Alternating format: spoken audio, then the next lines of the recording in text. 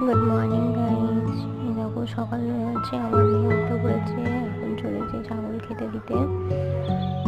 ওর রোজ সকালে রুটিন থাকে কি আগে ছাগল হাঁস মুরগি এসব নিয়ে খেলা করবো।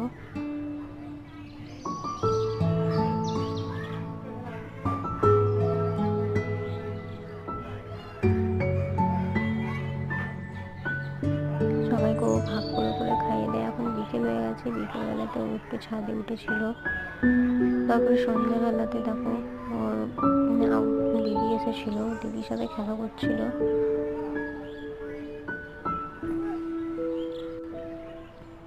দুজন মিলে আয়নাতে খেলা করছিল। আমার ভাগ্নি আমাকে কি বলছে একটা কিছু, দোকানে সোফাতে ওর দাদা মোবাইল নিয়ে গেম খেলছে, সেটাও দেখছে দাঁড়িয়ে দাঁড়িয়ে।